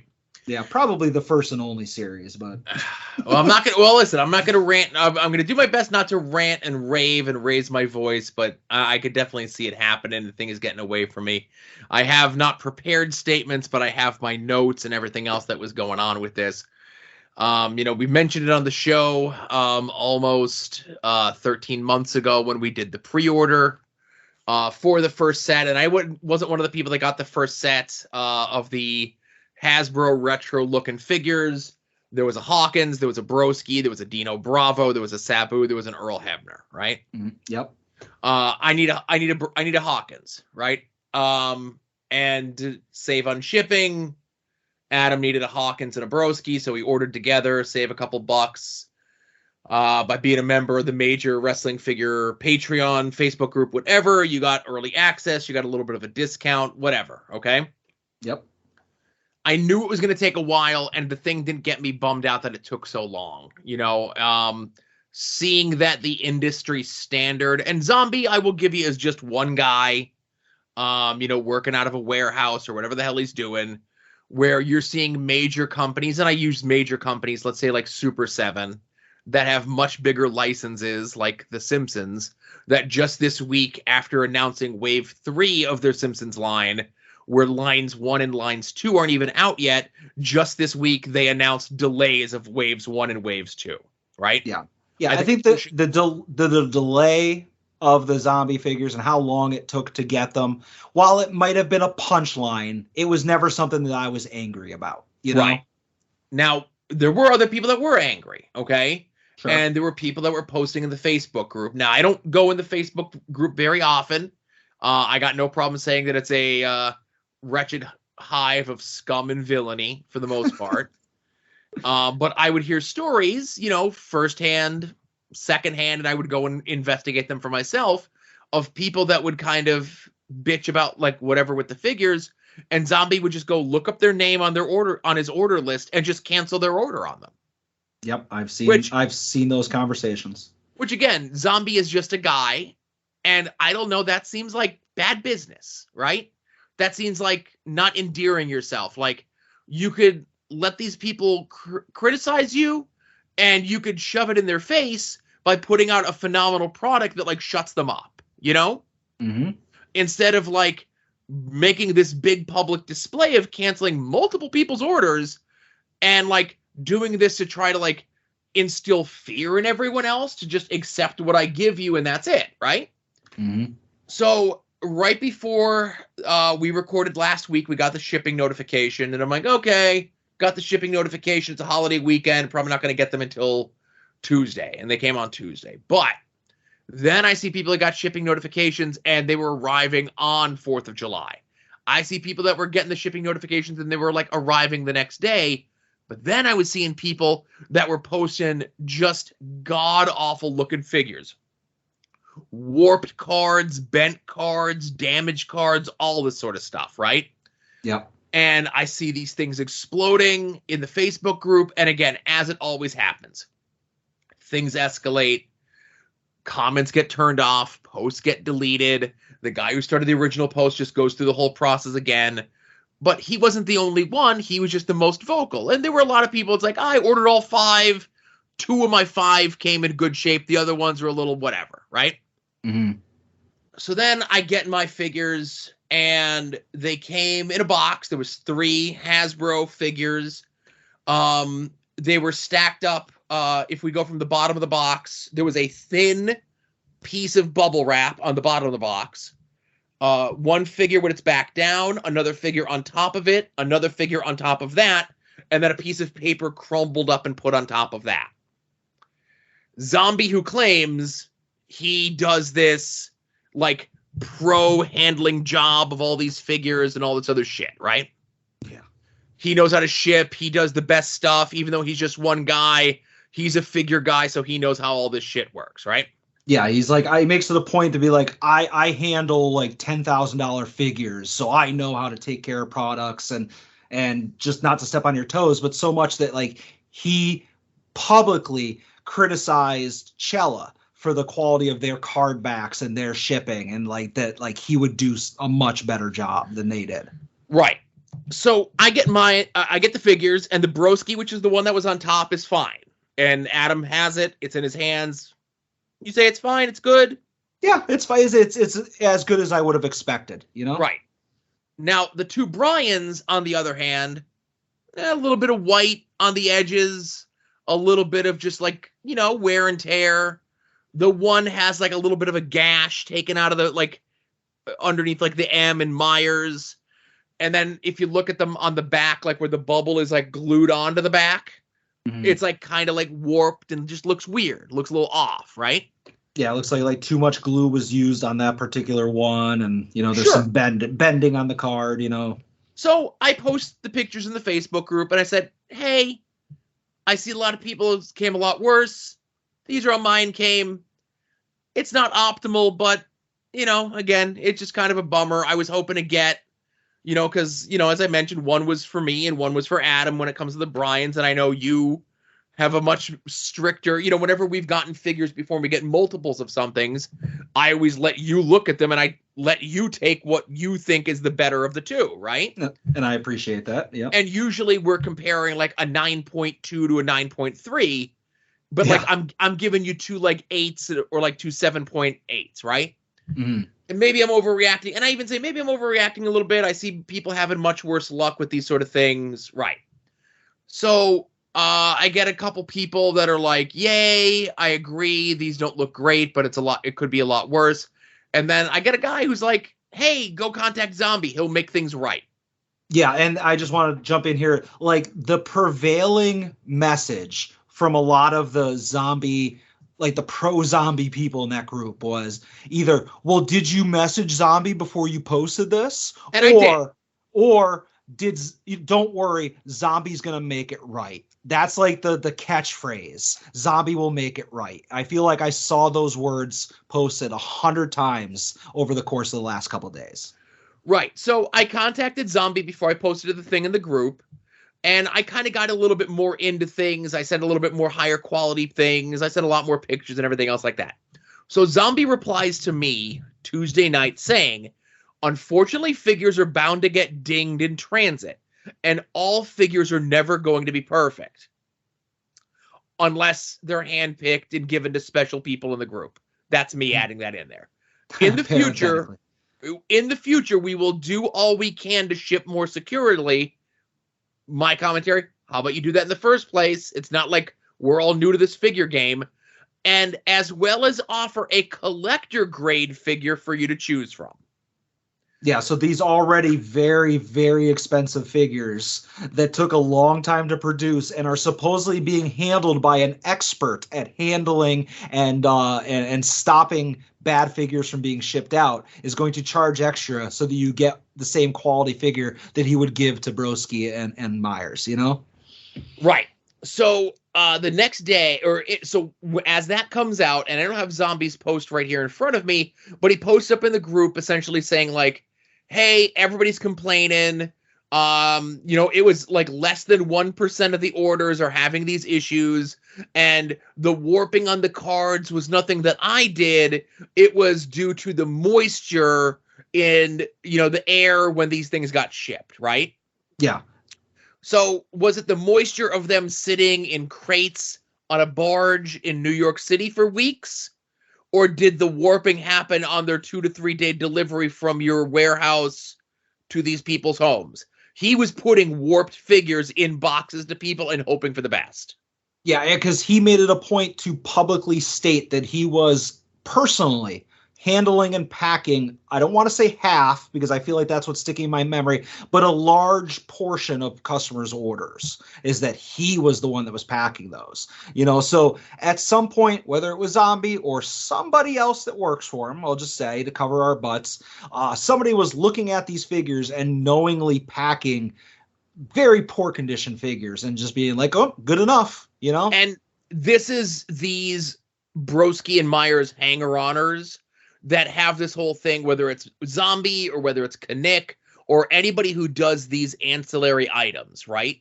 Mm-hmm. Where they always say, "Oh, there's more. There's less complaints than you actually are seeing, or there's less damaged things, and it's less than 1%."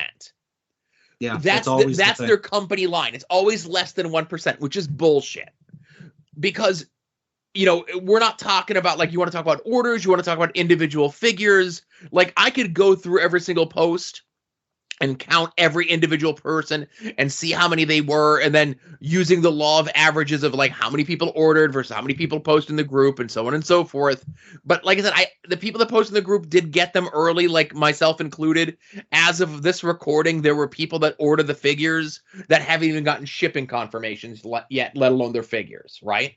Yeah. They just ordered them much later than we did. Yeah, and I mean, that's fine. And that's fine. Yeah. Shit's going to ship. If it's a 1 or a 2 man operation, that's completely understandable.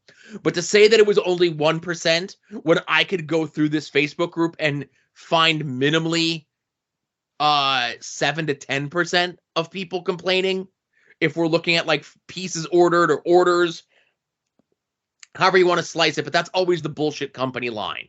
It was less than 1%, right?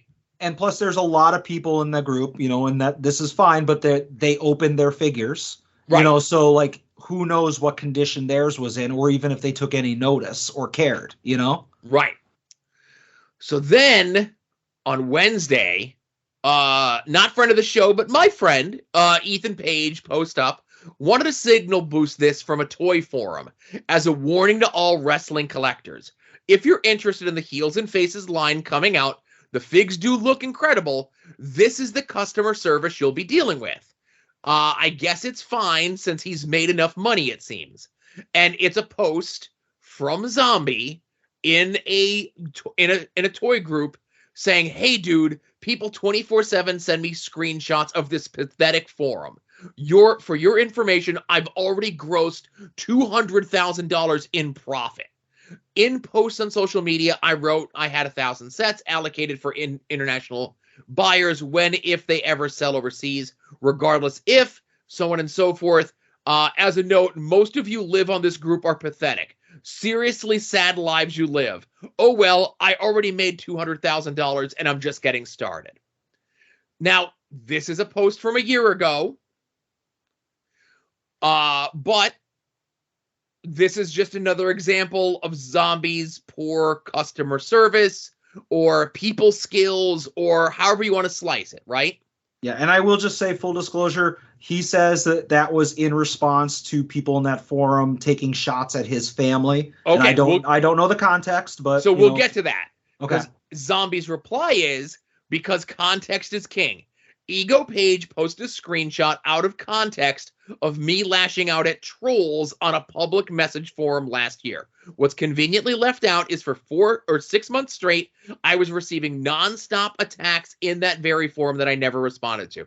In the screenshot, I wrote about the forum being pathetic and how I made $200,000 in profit. Edit, out of the $200,000, I'm proud to say talent has been paid out close to $100,000. Again, still making $100,000. What's missing is the post I responded to was someone saying I lost $100,000 so far on the venture and my family should get used to living in one of my case fresh cardboard boxes. I responded once I saw them bringing my family into it. If you were being bullied or your family, you should defend yourself and them. End of story. Thanks for your support. And then that could be the end of it, okay? Obviously, he could have just ignored these things, but obviously, I get that family is a very touchy subject. I've mentioned many times before, I've had people say the worst things in the world about me, but once they say something about my kid or, God forbid, my wife, then the fucking gloves are off. Yep. Final edit.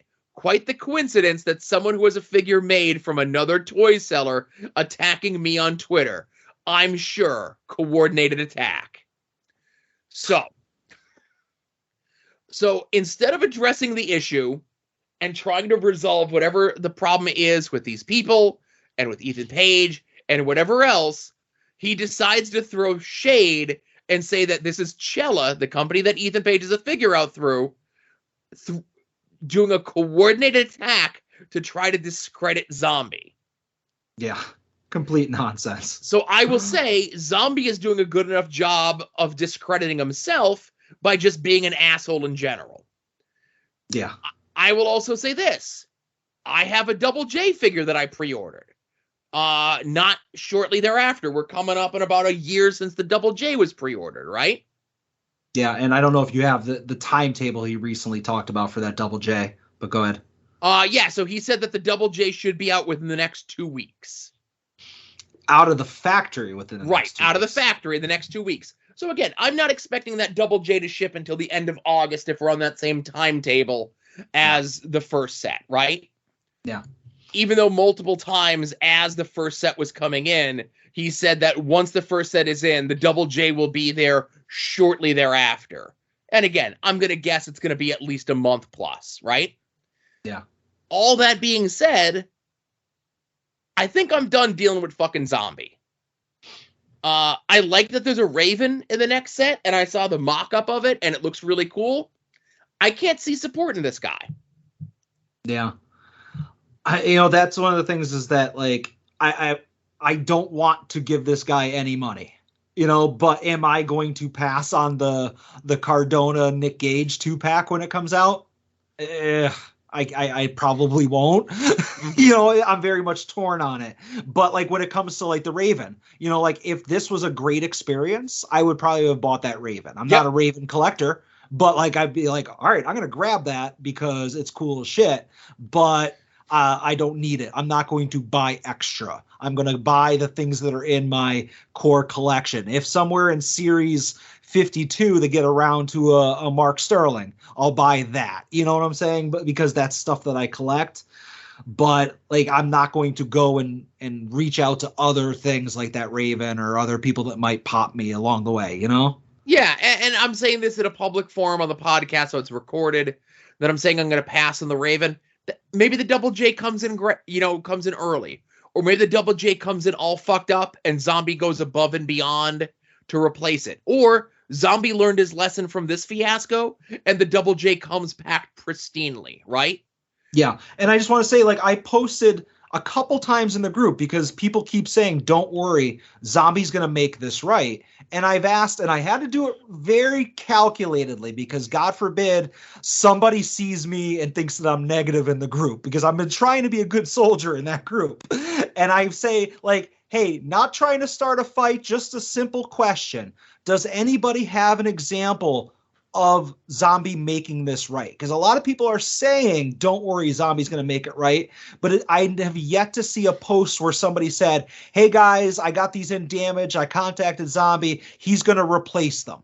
you know, or something to that effect. Because all I'm seeing is him telling people, well, just send them back and I'll give you your money back. Yeah. Well, that solves nothing because, yes, you'll get your money back, but you're out a super limited figure that has a pretty decent resale value, you know, just to basically say, well, send it back, I'll give you your money back. Like, that's such a shitty response. So all I was saying is, can somebody show me an example of him saying, oh, don't worry, he took care of me? Because there's a lot of people running to his defense, but nobody has given me proof that he did anything other than say, oh, my bad, we'll try harder next time.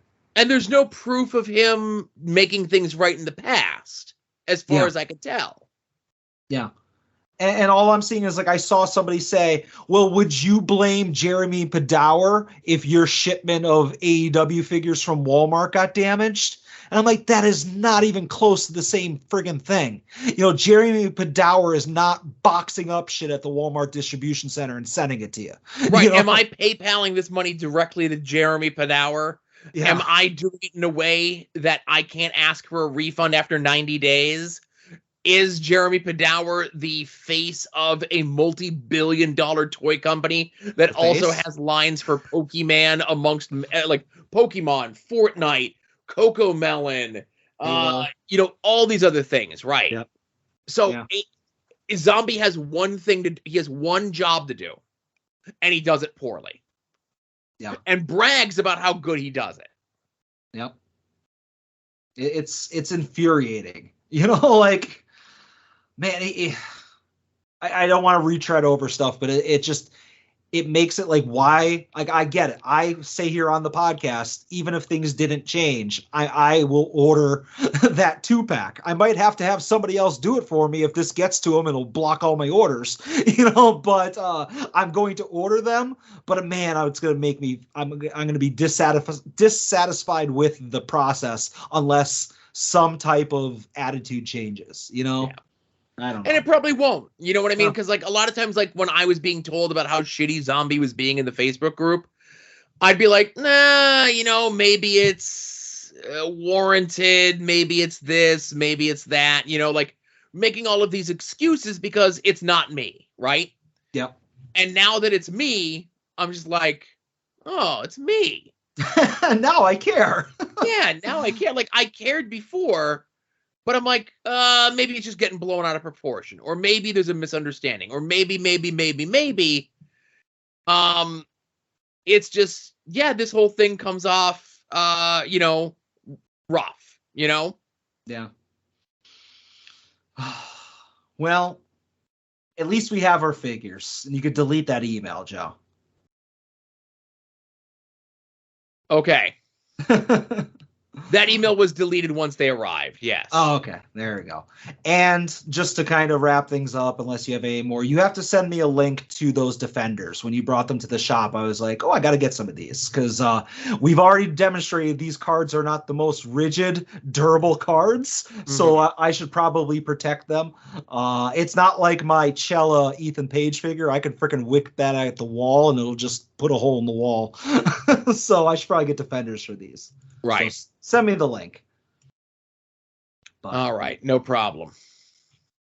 That's all I got, Joe. You got me all riled up, too, just along with you. Yeah, that's all I got, too. I'm done. Nice short show. Short for us, right? Exactly. Yeah. All right. So, everyone, thank you very much for listening. This was episode 197 of At Odds with Wrestling. For Adam, this is Joe saying, again, thanks for listening. Be safe out there and enjoy some wrestling.